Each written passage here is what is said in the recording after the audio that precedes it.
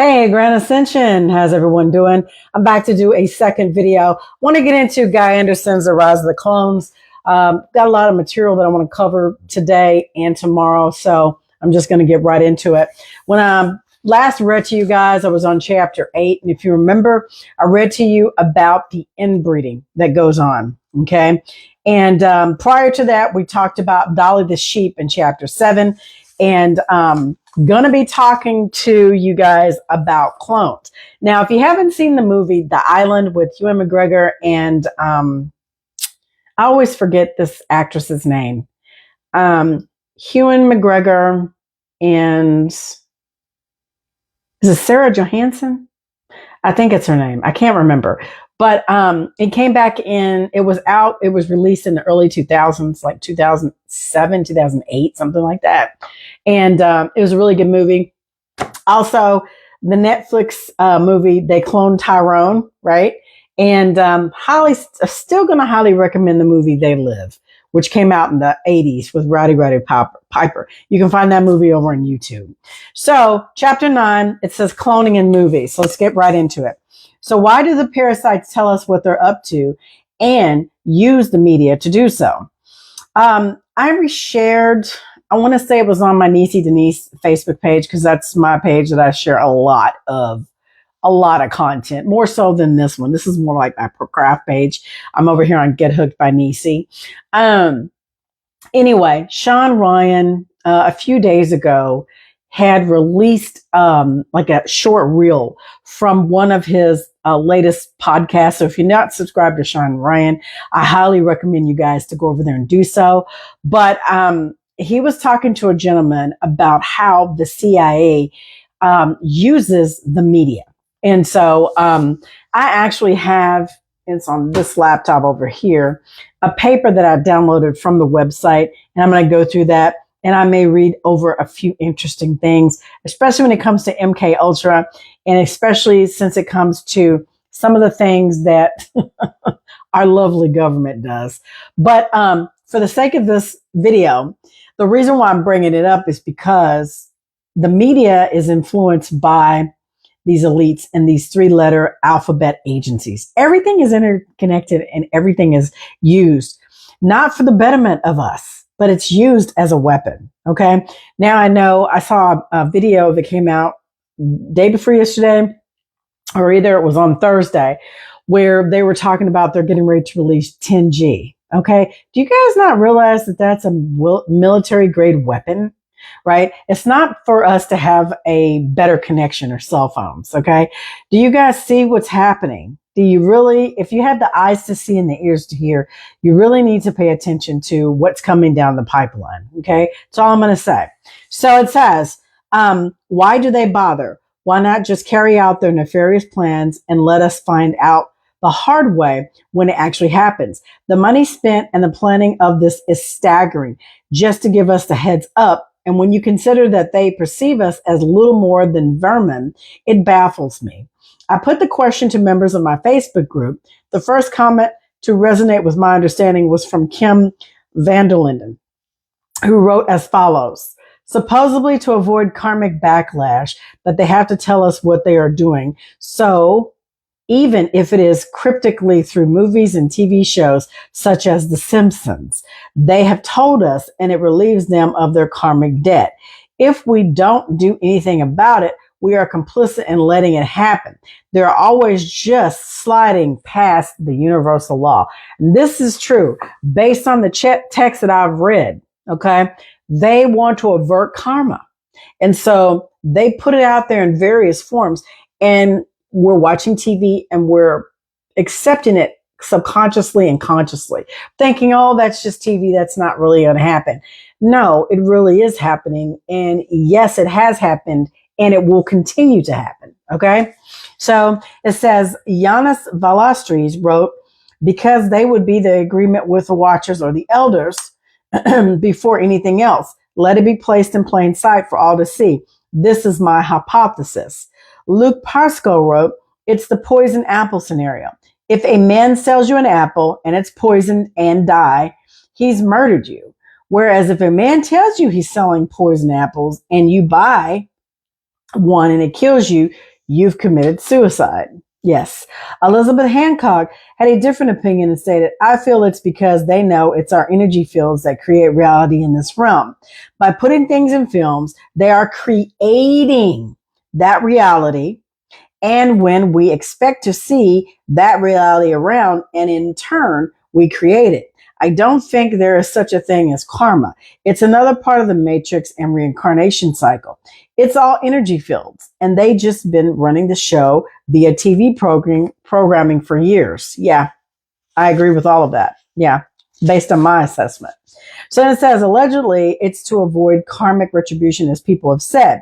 The powers that feel if they show us the outcome, and we fail to do anything about it, we are complicit. And this is where, when we talk about programming and entertainment, it is to contain or intercontain the mind, the consciousness. See, again, everything is all about energy. Everything is about vibration. It's about thought. We have, as I've said before in multiple videos, and so has Billy Carson and other people, we have millions of magnetite crystals that vibrate at a high frequency that we cannot see. And because our eyes are at a limited light spectrum, we perceive this reality in this material form, right? Because of our five senses. And so my point is that when you, say, for example, watch TV, you are casting that energy towards that specific thought field or vibration or energy field, right? You're casting that to it, making it create. I mean, you're creating the reality. I'm just saying. So, my thing is that that's why I tell you, you need to really guard your mind, your thoughts, you need to control as much as you possibly can by not taking in certain things or certain frequencies, right? If you're constantly eating low vibrational food, surrounding yourself by low vibrational people and taking in low vibrational content and listening to garbage music, what do you think is going to be output? See what I'm saying? So they're steering us and they're maneuvering us in ways that you can't even imagine. These people have been doing this for a long time, since the fall of Tartary, and they've got this game locked down, or so they think. All right. So it says, so what exactly is universal law or karmic retribution? In basic terms, universal law refers to principles or rules that are believed to apply to all people, places, and things, regardless of time or space. It can refer to natural laws like gravity or philosophical concepts like ethics or justice that are thought to govern the universe and human behavior. These laws are often seen as fundamental, unchanging truths that influence everything in existence. So it would appear, upon the surface at least, that the parasites do have some kind of rule book or guidelines that they need to adhere to. However, who enforces these is somewhat of a mystery. Okay. Karmic retribution, however, refers to the idea that the actions a person takes, whether good or bad, will eventually come back to them in some way. It is based on the concept of karma, which originates in Hinduism, Buddhism, and other Eastern philosophies. According to this belief, good deeds lead to positive outcomes or rewards, while harmful actions result in negative consequences either in this life or the future ones. Essentially, karmic retribution is the idea that people face that results of their actions, and their behavior will determine their future experience or fates. Jimmy Savile, a British television and radio personality famous for his long career in entertainment, became well known for hosting shows like The Top of the Pops and Jim'll Fix It from the 1960s through the 1980s. Savile was known for his eccentric personality, charitable work, and flamboyant style. He was also an advisor to the British royal family, specifically to his friend and confidant, the Prince Charles. Within this particular circle, he's referred to as the Fixer. However, after his death in 2011, he was posthumously revealed to be a pedophile.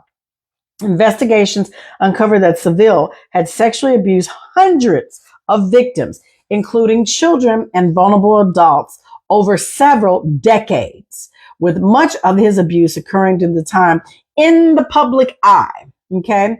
The scale of his crime and the fact that they were largely unreported during his lifetime caused widespread shock and led to significant public and media scrutiny. His legacy is now overwhelmingly defined by this new revelation of abuse, overshadowing his career and public image. And most of these people that you see, and that's what I'm saying, I'm not going to get off topic, but I want to say this one thing. Why do you guys still follow these entertainers? Why do y'all still listen to these musicians? Why do y'all still listen to these personalities on TV and radio? Why?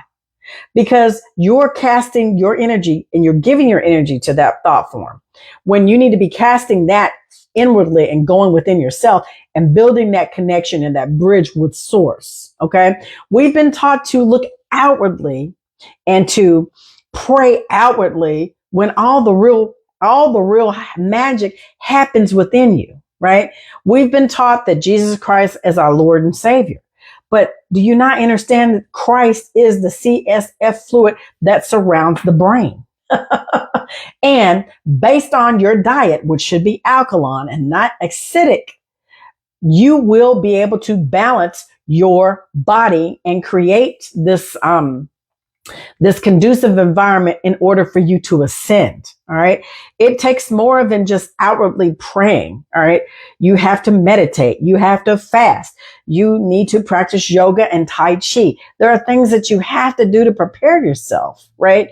Our bodies are wonderfully and craftily created, but the majority of people don't understand or overstand what we encompass within each one of us. I mean, that's my point. We're taught to look outwardly when you need to go within. You need to go within. The kingdom of heaven is within you. It's not outward. You can't pray it into existence. You have to do the work and you have to understand what you are and what you possess as a sentient being. There's the hijack.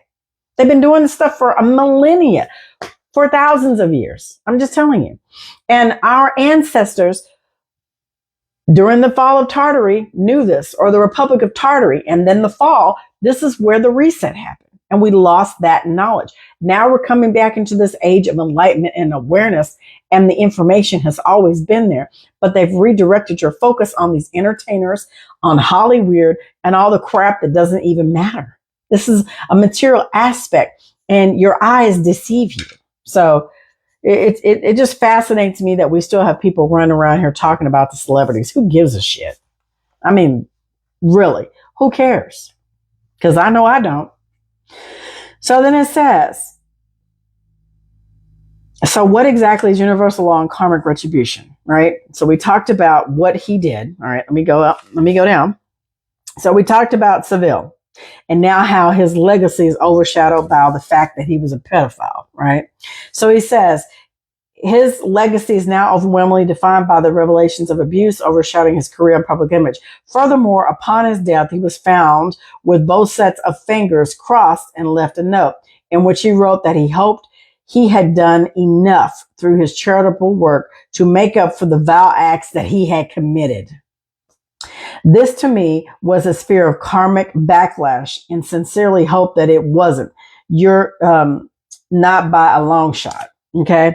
So then he says, and this is Guy writing, when it comes to secrets and movies can be used as a medium to reveal hidden truths, encode political messages, or hint at a larger societal issues that might otherwise be censored or suppressed. Filmmakers, especially those who operate within or alongside powerful institutions or under the control of the parasites, sometimes insert cryptic messages on labels or symbols to communicate things that aren't meant to be fully transparent or are seen as too sensitive for the public.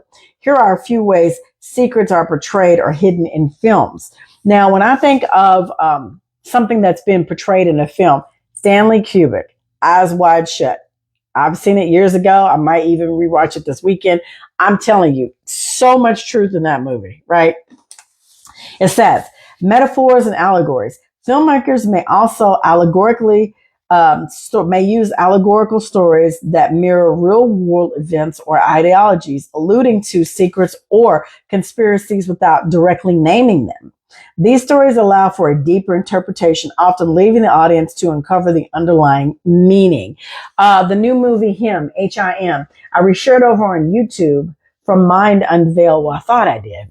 Mind Unveiled and his breakdown of this movie. And once I upload this video, I am going to reshare it over here on Facebook. And y'all just check out his review. I think it's like an hour and a half long, but he breaks it down completely within the movie, right? And you'll understand some things. I'm telling you, these people have been casting spells in Hollyweird, which alludes to the Hollywood tree, which is used for casting spells, right? The witches and the warlocks. I mean, I'm just telling you, y'all think, oh, that's too fantastical. That it's not going to happen. That's not real. There you go. You've been duped because you think that it's not real. I'm just telling you, spelling and witchcraft is a thing. I'm telling you. Got books over here on this shit. I'm telling you. Y'all have no idea what's being done and what is being done behind closed doors as we speak. Our people are destroyed because of lack of knowledge and knowing. I'm going to tell you, it's not about a belief. It's about knowing this stuff. So then the next part is symbolism. Visual symbols, hidden objects, or recurring motifs can serve as a way to encode secret messages or ideas. For example, an object in the background of a scene might reference a hidden truth, or actions of character could be symbolize something larger or more significant than immediately apparent. Foreshadowing and subtext. Directors may incorporate subtle hints or foreshadowing that, when played or pieced together, reveal hidden agendas or truths. Characters might allude to something without explicitly saying it, creating a layer of secrecy for the audience to decipher. The next part is hidden messages and codes. Some films are known for including cryptic messages, codes, or Easter eggs, as they call, quote unquote, that hint at broader conspiracies, political agendas, or classified information. This could range from visual cues in the set design to dialogue that would decode, suggest hidden meanings.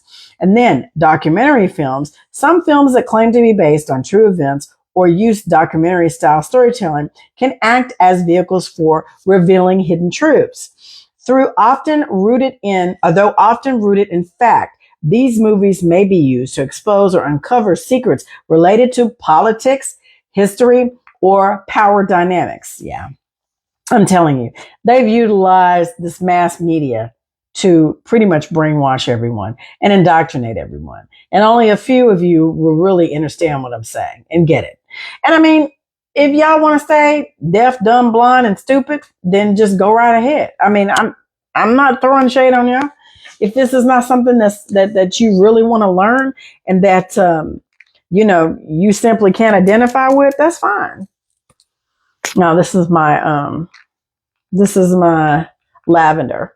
Smells good and kind of helps relax me and puts me back to sleep. So I'm going to take a nap after I read this. So it says, in many cases, these top types of secret elements in films and music videos may be a form of social commentary attempting to challenge dominant narratives or a way to push boundaries while maintaining plausible deniability. Yeah. The audience is often left to determine the truth behind these symbolic messages. As for the subject of human cloning, they have been promoting this through media for a very, very long time. And often what we are told is a work of fiction has more truth to it than we first realize. Okay. There are now a plethora of movies that use human cloning as the storyline. In fact, my wife and I watched one over the weekend, and while it bordered on pornographic, don't get me wrong, I'm not a prude in any way, but seeing this on a platform like Netflix concerned me. It was quite revealing in regard to how the events that occurred might be used by the parasites. As a side note, there was also a film that came out in 2023 called Leave the World Behind, starring Julia Roberts and Ethan Hawke. This was directed by the Obamas, which was based upon what could happen should an apocalypse occur right now. Not only did it mirror what was conspiracy theorists predict, but the executive producers were Barack and Michelle Obama. Anyway, the particular film I want to discuss is called Infinity Pool. It was directed by Brandon Cronenberg and was also released in 2023, yet only appeared quite recently. It's a psychological horror thriller set in a luxury resort on a fictional tropical island. The story follows James, a wealthy writer, and his wife, M, who encountered a group of eccentric tourists. After a tragic accident, James is introduced to a dark, disturbing local practice. The wealthy can pay to have a clone of themselves made to take the punishment for any crime they commit. Wow. Sounds like Kanye. As the film progresses, James becomes entangled in a violent, hedonistic world of decadence, doppelgangers, and morally decay, exploring themes of privilege, identity, and the consequences of indulgence. I would recommend watching it, but warn you that it is close to a porn film as it is a thriller. From the research I have done, and the name of the movie again is called Infinity Pool, and it's on Netflix, okay? From the research I have done into human cloning centers and the people that frequent them, this film is scarily close to what I consider to be the truth. However, I believe that the clones that are killed are those of the people that have sold their soul and are now refusing to comply. I will expand upon later in this book. Now, I do have some books up here on the shelf that I'm always reading. It's called The Vril Part 1 and Part 2. It's by Donald Marshall, and it talks about his experience as being in a human cloning experiment and how he partook in it. And so I said that I was going to come on here and read or talk about that, but I need to really crack open the books and get with it. I kind of thumbed through them a little bit and kind of read around a little bit, but I need to make sure that I'm devote some time enough for us to come back to this topic, right? So anyway, it says, from his research he's done into human cloning centers and the people that frequent them, the film is scarcely close to what considered to be the truth. However, I believe that the clones that are killed are those of the people that have, quote unquote, sold their soul and are now refusing to comply. I will expand upon this later in the book. The first film to explore this concept of human cloning is considered The Island, which was released in 1979 and made for a TV movie directed by Michael Ritchie. It centers around a man who discovers that he and others on the island are clones, created solely for organ harvesting. Although it wasn't a theatrical release, The Island is one of the earliest examples of human cloning found on a film. And if you Google it, where's my iPhone? Hold on. Hold, please. I'm not getting off topic. We're just going to Google it real quick. Let me get my iPhone.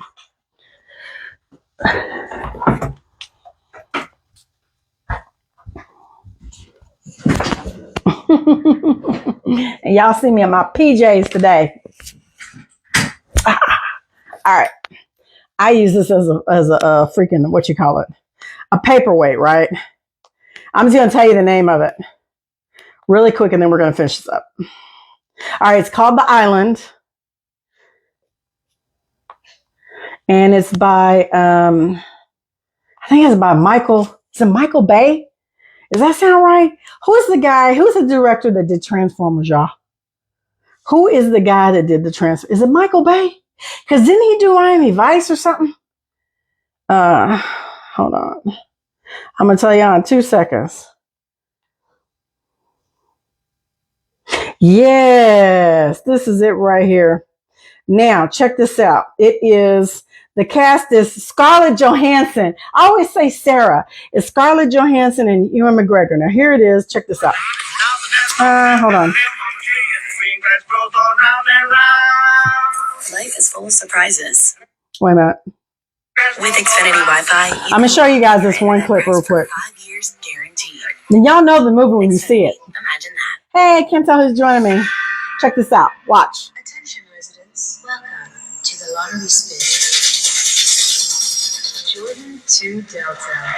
You're moving out to the islands. Transported to the world's last paradise. I think they're gonna kill you. Go to the island. There is no island. Now, it is on Netflix right now. So if you go to Netflix, you'll be able to catch it. All right. So that's a great movie. I'm just telling you. And like Guy says in this book, I'm telling you. And when I bring to you some things that I found I thought was interesting. I mean, come on. It's right there in our faces. Hey, Jamil, how are you? Grand Ascension. How are you, big brother? It's right in our faces what they've been doing for years. I find it fascinating. Yeah, I'm just telling you. I mean, when you know, right? So then, the thing that he talks about, so there's a 1979 movie, but this is the most recent one. Okay. It's called The Island. It's on Netflix. So check it out. And it says it came out in 2005. Okay. So that's when that movie was released. So it says, another significant early film was called Parts, the Clonus Horror. Wow. The Clonus Horror? Yeah. The Clonus Horror, released in 1979, which similarly revolves around a group of cloned humans who were bred for organ harvesting. And it says, however, The Boys from Brazil was released in 1978 and directed by Franklin J. Schaffner, is often cited as one of the most famous and influential early release films about human cloning. So right off the top of my head, I can think of 4 films that they've put. And this goes back from the 60s and the 70s, y'all. This is what, supposedly 2025, right? I'm just telling you, it's insane to me. So then it says, in this movie in 1978, it was directed by Franklin J. Schaffner. It's often cited as one of the most famous, influential early films about human cloning. It follows a Nazi doctor, all right, a Nazi doctor who clones Adolf Hitler, okay, in an effort to recreate the dictator's rise to power, exploring the dangers of cloning from the eugenics standpoint.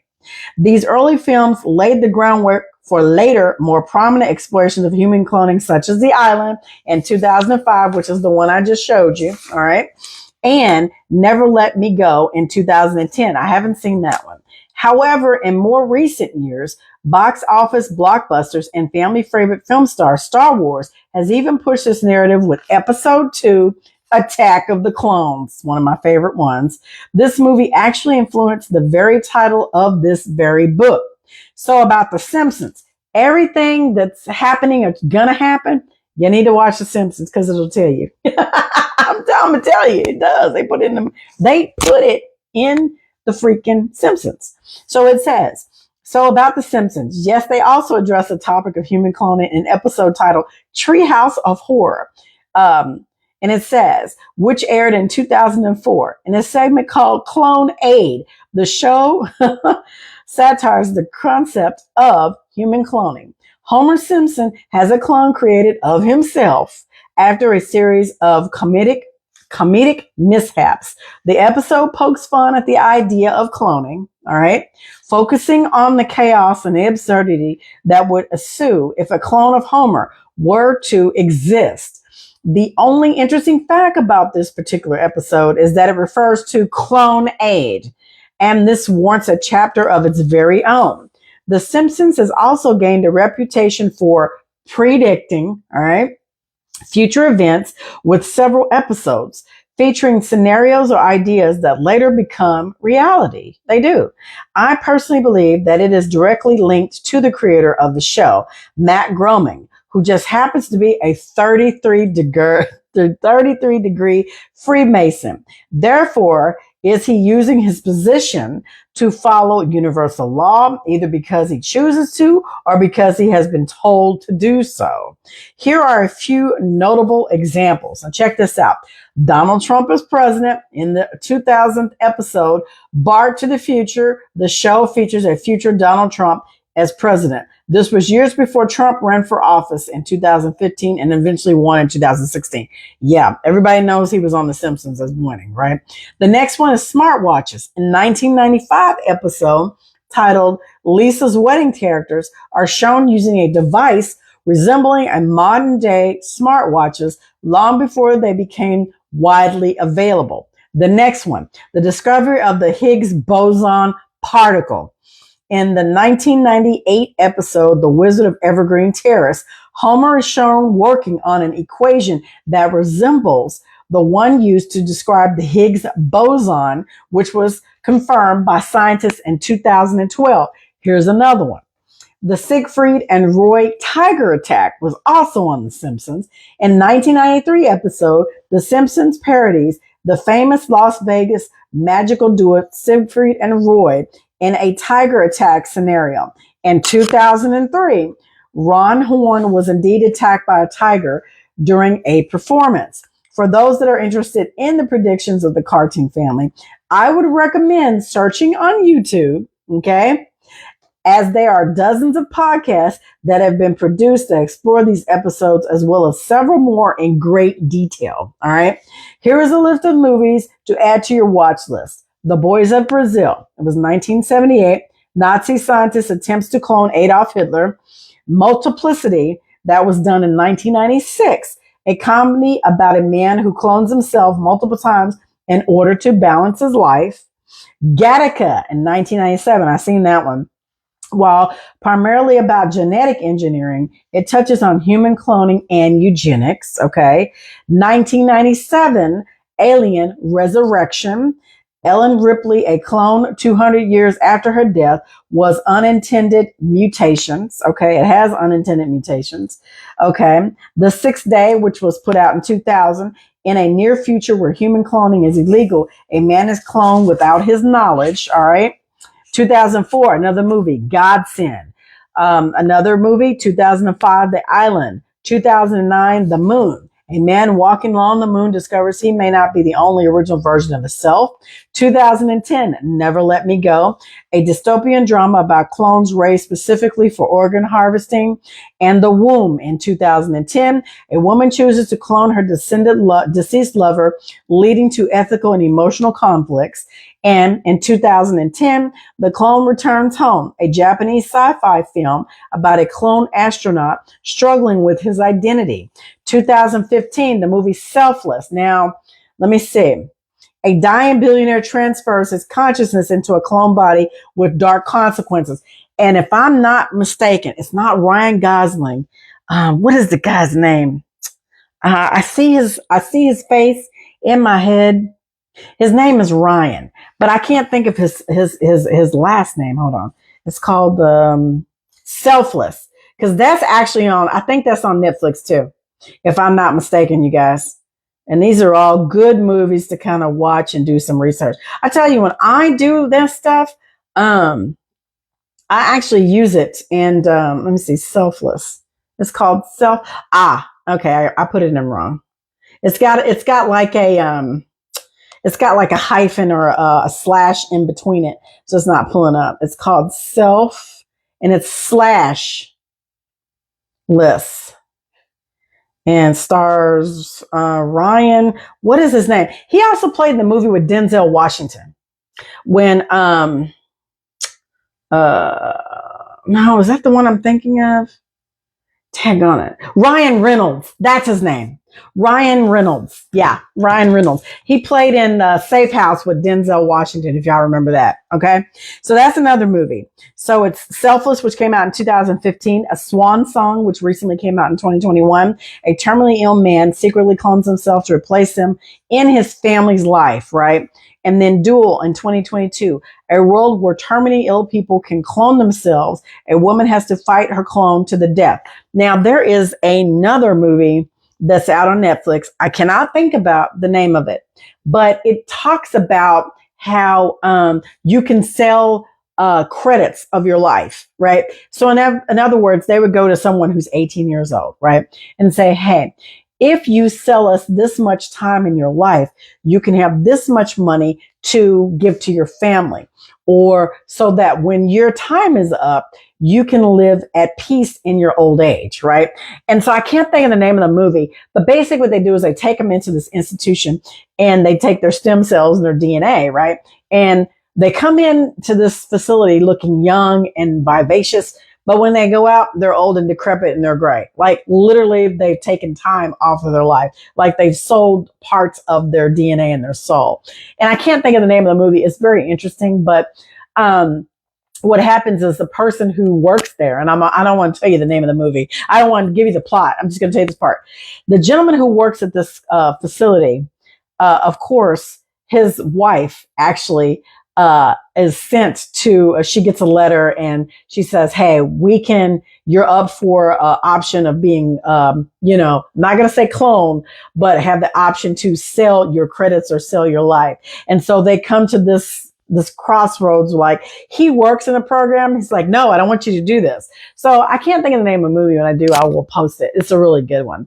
But so Duel is in a world, a terminally ill man or terminally ill people can clone themselves, and a woman must fight her clone to the death. I would like to draw your attention to a more recent movie called They Cloned Tyrone, which came out in 2023. It features a character called Fontaine, a small-time drug dealer in a rundown neighborhood called The Glen, who is mysteriously shot and killed only to wake up the next day as if nothing happened. Confused and disturbed, he teams up with Slick Charles, who is Jamie Foxx, a fast-talking pimp and yo-yo, Tiana Paris, a sharp-witted sex worker, to investigate.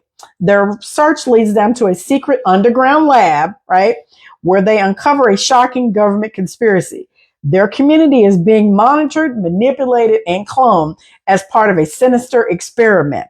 As they dig deeper, they realize they are caught in something much bigger than they could ever imagine, forcing them to fight for their freedom, identity, and survival. More on Jamie Foxx later. All right, you already know that's the thing about him being cloned and his tattoos disappearing. Hey, it's not a conspiracy theory. Like I tell you, what's the difference between a conspiracy and the truth? Time. Time. So this part. So it says, finally, a lesser known movie called Patchtown, which was released in 2014, which is a Canadian dark fantasy film directed by Craig Goodwill. It follows the story of John, a factory worker who discovers that he was once a living doll harvested from cabbage fields. As he learns the truth about his past, he embarks on a journey to reunite with his lost mother and to escape the oppressive factory system. I actually saw that movie. I actually remember that now. I actually set up and I watched it. Yeah. I'm not going to tell you about it. Yeah, I got to watch it. So it says, as he learns the truth about his past, he embarks on a journey to reunite with his lost mother and to escape the oppressive factory system. The film blends elements of a fairy tale, a satire, and a dystopian theme, drawing inspiration from the Eastern Europe folklore and the mythology of the Cabbage Patch Babies. Y'all know I showed you that book. Is it over here? It might be down here. I don't know. It's around here somewhere. I got so many books, but it's from Mind Unveiled. They do an excellent job. And like I said before, I actually had Cabbage Patch postcards. And had I have known when I was 10, 11, or 12 that these were going to be a hot commodity, I would have kept them. But, we threw them away. I mean, they were cleaning out stuff and I just came across them and I had some.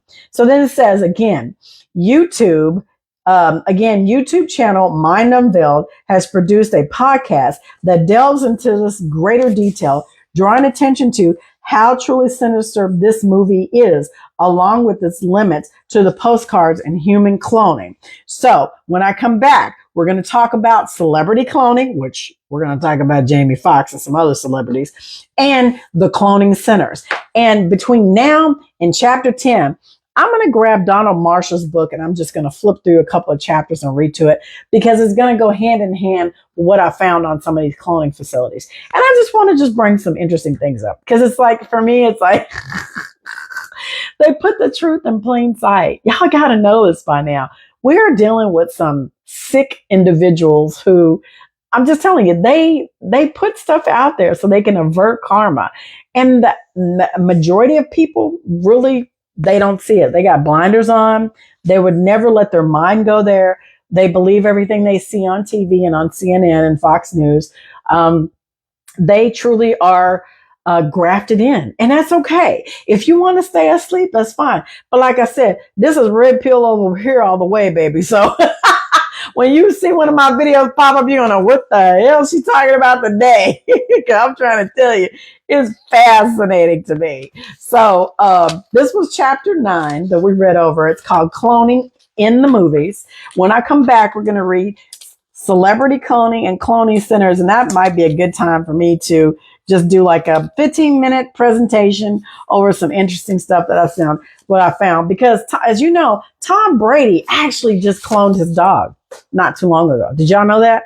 I think he paid $100,000 or $150,000 for his dog to be cloned. And, to me, it's like, I'm not judging him because he has the fiat, right? And I'm sure he does charities and does things with his fiat to help other people who are less fortunate. My thing is, if I had $100,000, I don't think I would clone any of my dogs. I wouldn't do that. I would actually put it to a better use. But I'm just simply saying, once you know, you know. But if they can clone animals and they've actually created a cloned human being, though they say they haven't, they don't have the law set up here in the United States, but they actually do it here too. But they've done it in China and in other countries, right? But, you know, they always say, well, we don't have laws or we're not set up for that. That's unethical. You're playing God, blah, blah, blah. But they've been doing it for a long time, you guys. I'm just telling you. If you read the Sumerian text, you'll see that they were in a lab drinking beer and laughing because they had created these different beings when they were trying to get this template down from us, right? The avatar, quote unquote, human or hue of a man, the first man, Adam and Eve. And they were laughing about it. I mean, they literally had person who was ejaculating too much, having problems with his bodily fluids, one person with one eye, one ear, missing a leg, you know, just all kind. And they were laughing about it in the lab. They were like, man, how many times is it going to take for us to create this thing? I mean, literally they, at that point, when they were laughing about it, they were upset, but they had spent so much time and energy on trying to get this template right that they, you know, and in some cases, some of the things that they created, they actually did have to unalive them or they let them die. But there are some things that they actually took from the Garden of Eden and released them into the wild, right? So you got to think about how long ago that was and the evolution that this thing has went through, right? Because we don't know if the thing mated with anything else and created something of an abomination outside of itself. I'm just simply telling you, they've been doing this stuff for years. And I'm not going to say who, but a couple of my family members retired from Raytheon. And matter of fact, my mom did when she was, you know, present with us in this realm, you know, retired from Raytheon. And so that is a military contractor, as is quite a few other ones. But I'm just going to simply tell you, they had to have security clearance in the amount of things that they were working on and what they were doing. So it is possible and plausible to have this technology. Have we been doing it for a long time? Yeah. Are people aware of it? Do people think about it? No, because they think it's not reality, and they think it's TV and it's made for movies and it's sci-fi. When in all actuality, they've been doing it for a very long time. And when I come back, I am going to show you a couple of TikTok videos where people are talking about how these clones are taken into certain military hospitals and bases around the world, especially here in the US, where they come in and they get this procedure done to kind of tune them. Okay. So I'm just going to tell you, it's fascinating. I find it highly addictive. You know, when you start researching and reading, keep content going and your interpretation makes one thing. Yeah. I mean, it really does. Like I said, I know you've heard me say this, Jamil, a couple of videos. My son, Alex, he was a Marine. He is a Marine and he was in the military. And every month he would have to go to give blood. And I'm like, that's not normal. Ernie, my dog is scratching. He's always scratching on camera. It's not normal for him to go in once a month and give blood like that, to do lab tests and stuff. So I've always told Alex, and we joke about it in the family, that, you know what, the military has you. They probably have a clone army underground of Alex. I'm trying to tell you, because it took them at least 19 to 20 years for them to figure out what his blood type was, because they couldn't type his blood. And I don't know all of the medical specifics other than the fact of when I went to his pediatrician and then he sent me to someone else, another specialist. And I don't know what it was with his blood, but after all these years now, they're able to finally type his blood. But 36 years ago, we had a problem with that. So, and I mean, you know, we looked at chimerism to, you know, me being pregnant with twins, and one of the twins was absorbed in his body. I mean, we went the whole gamut with these doctors. But my thing is that, you know, there are oddities that exist, and there are things that go on that people just really don't give any thought to, and they don't give any credence to. And I find it fascinating. I don't think it's too far-fetched at all that this actually happens. And once I present the information to you, you're going to go, oh, okay. So, I mean, if you've got the money and you can do it, would I do it? No, I would not. I wouldn't do that. But because you get into the point of when these beings are grown, because they grow at a faster rate than what we would in 9 months in a womb, right? They can do it in a couple of weeks, right? My point is, you get into the point of these clones have rights. They may not be completely what you call man or woman. They're mankindish, but they are beings nonetheless. And so you run the risk of, it's not, keep going. It's not. Yeah, no, it's not. But you run the risk of, okay, ethical practices. Not only is it, okay, let's just say it was legal, but then you run into the extent of, okay, well, clones should have rights just like we have rights, because why would you grow this being specifically for you to harvest organs when this person can experience pain, this person can learn? And I mean, I'm just saying, it's all kind of things that you have to think about. And then, like one of the guys that I follow over on YouTube, Dark Waters, and I can't think of the other guy. Is it Dogman Paranormal? I can't think of the name of the guy. He has this guy, ex-military guy. He's a contractor. Always covers his face, right? Never shows his face. You can hear his voice, or they kind of try to muffle his voice. He talks about when he was in the military, some of the things that he did and his unit did. And I'm like, first of all, you've got to be breaking some kind of NDA by even coming on YouTube or social media and telling your story, because you got to know that they monitor these platforms and they look for key indicators of topics that people bring about. So my thing is, he was given information on a mission that they did, that basically his unit was tasked to go out and they trained these quote unquote things, or these creatures that they created in a lab.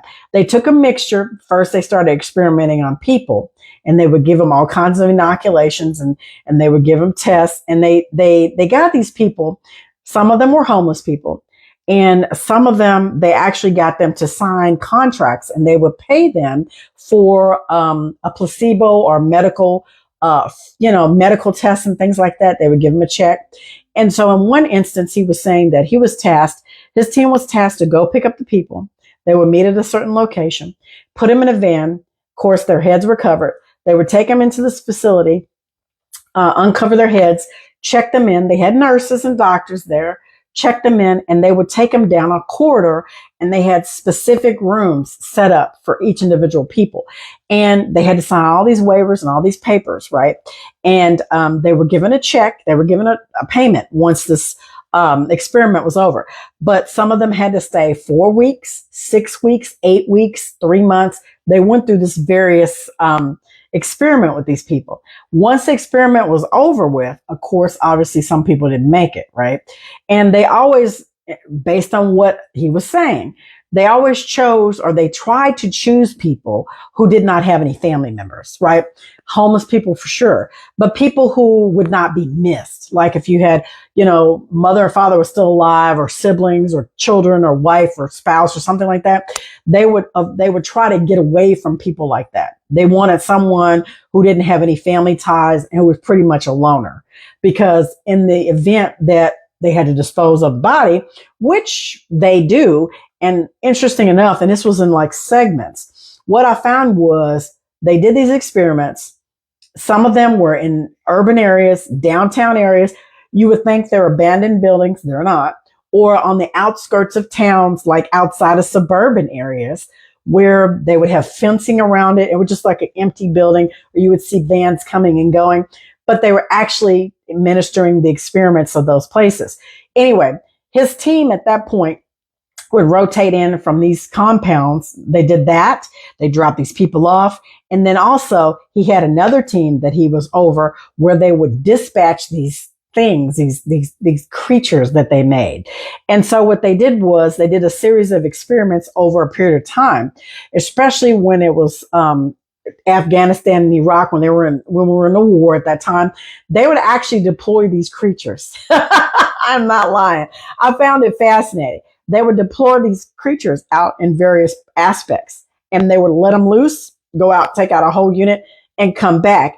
And how they would capture them, or how they would control them, would be this collar that they had on them, and also they had a chip that was embedded to them, and then they would give them injections. So I mean, I found it fascinating. Now, is it real or is it true? I don't know, but when I think about it and all the information I have read, I know that we're capable and we're able to do a lot more things than what people really give us credit for doing. I will say that we are operating on a two government and two military system. We have the surface world, which is what everybody here is accustomed to.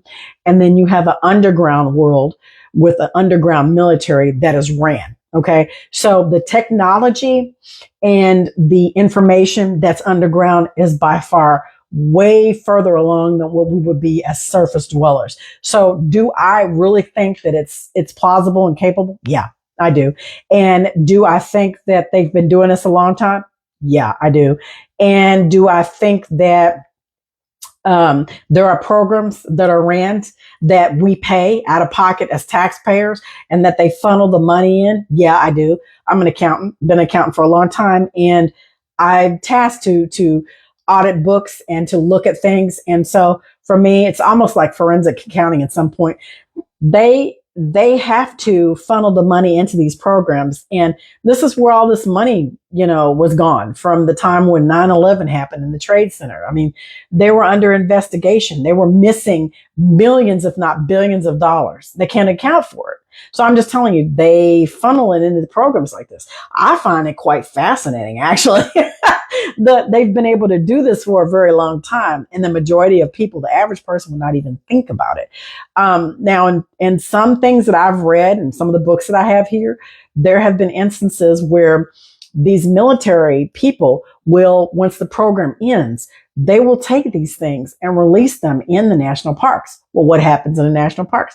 A lot of people go missing, right? They do. I mean, they say they don't keep a list, and David Paulides talks about this, and he says that he's requested it several times. He's done it through Freedom of Information Act and so forth, and contacting them. They gave him some absurd $1 million fee that if he sent them $1 million, they will release a list. But supposedly they don't keep a list of how many people go missing every year. And that's crazy, because if you follow him and you look at his work and his research, he was in law enforcement for a number of years. He retired. And he's written books on this phenomena. My point is that when they release these things into the national park, they know, the military knows, and these special black budget programs know that once they release them into the park, these things are actually able to mate and create offspring and have families, and they're running packs. So there's been times where these military operations are summoned or called out because these things have actually came down from the mountain, went into a town and cleaned out and unalived the whole town. All right. They had to be dispatched to brought in and contain the situation. Right. And the containing, that means unaliving. So, and in some cases, when that happens, that's why the U.S. Forestry Service comes in and they initiate what's called a controlled burn, where they'll go in and they'll, cut down a certain area. They'll quarantine or portion off a certain area of forestry, and they'll intentionally set a fire. And that's where you see these wildfires coming in. And they always say it's to preserve and protect the locations around it, so that, the brush and stuff is very dry. Obviously, when a fire comes in, it's interesting enough that once a fire takes place, you get a lot of new vegetation. Things come back, they grow. And, supposedly it's supposed to be really good after a fire. I'm just saying.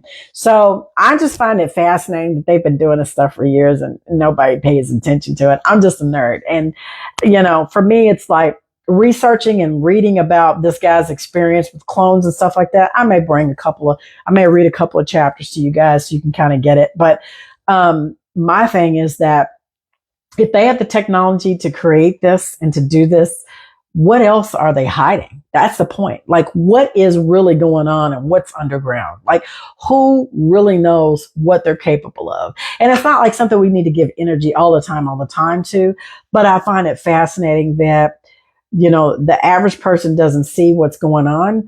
And then more importantly, what do you do since you know the information? To me, it pushes me to become better, be better than I was the day before, learning what this is And then for me to work towards ascension and me changing, right? Me evolving, changing, and growing and becoming the best version of myself. Because as I said before, you have to train like there's no tomorrow, because there's a lot going on around us, not to get sidestepped or to lose focus on yourself. But it's just interesting to know that this plane of existence, or this dome, has so many different species and so many different people and beings here. It's it's kind of like a zoo, really is. I mean, because you have a collective. Like I said, I know personally there are over 200 different extraterrestrial, quote unquote, alien species. And the CIA and the government has cataloged over 120. And by the time I read the report, it's probably actually closer to 200 now. I'm just being honest with you. And that was a couple of years ago when I did that. So I'm more than sure they've had more interaction with other beings now, right? So, I mean, what are we dealing with here, really? I mean, I think it's fascinating, but at the same time, you want to stay focused on self and your development with the creator of all, which lives within you, right? Kingdom of heaven is within you. So anyway, I appreciate you hanging out with me, Jamil, big brother. I always tell Anita, I say hi and give her a hug and a kiss for me. And I will be back to discuss the next chapter. In chapter 10, we're going to talk about celebrity clones and the cloning centers. So anyway, I hope you guys have a great day. And remember what I always say, you be the change you want to see all around this Earth Dome, because it's up to you and I to make a positive change. I'll talk to you guys soon.